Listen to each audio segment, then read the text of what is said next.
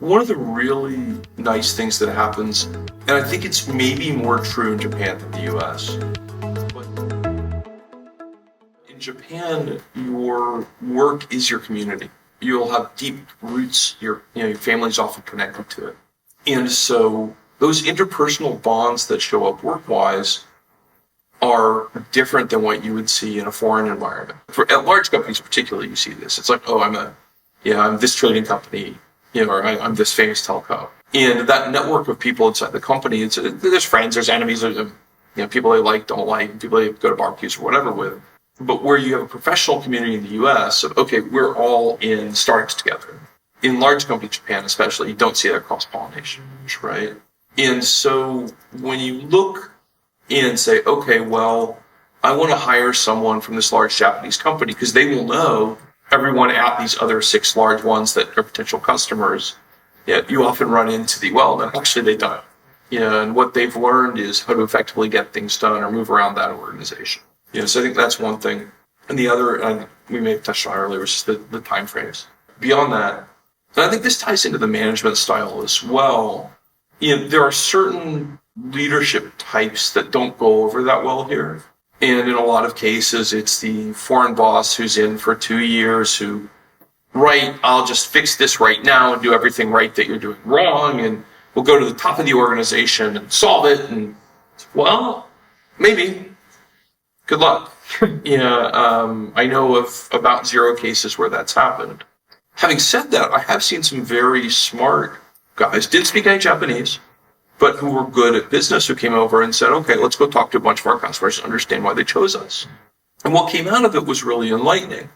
It was, we picked you not because you were the most Japanese of the companies, you're not, but because of the following thing. We liked the way you followed up with us. You're quick in turnaround times and responses, or we like your vision. We think that's a good global vision, and we're that kind of company.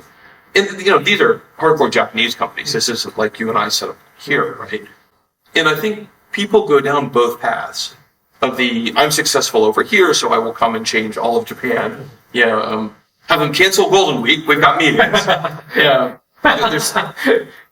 There are quotes to that extent that have come out. I had a boss once come during Golden Week, and I'm like, I can't. There are no meetings to be had. It's like, I'm coming. And I'm like, I don't know what to tell you. Not only that, this guy, and I'm from Texas, but a big old Texas guy had boots on and was sitting in meetings with boots up on a desk. And I'm just like, okay, we're kind of faux pas max right now. Fortunately, the only people who could meet with us, because it was Golden Week, were other foreigners.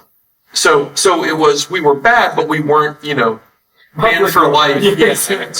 So that's certainly, that's a real experience, right? It's one of these, sometimes he made that up. No, that's burned in my mind. But then you have the cases like I mentioned as well, where you go talk to customers and you listen. You don't tell them how great you are. So, well, all right. We understand you have a long list of things to solve. But if you had to pick 3 to start, the first answer is, well, no, all of them. Okay. I understand all, but we have to start somewhere. So if we could get something released in 90 days that fixes 3 things. Oh, in 90 days. Okay. Right. This. So I think sometimes the message that comes across is, here's our list of things we want on your roadmap.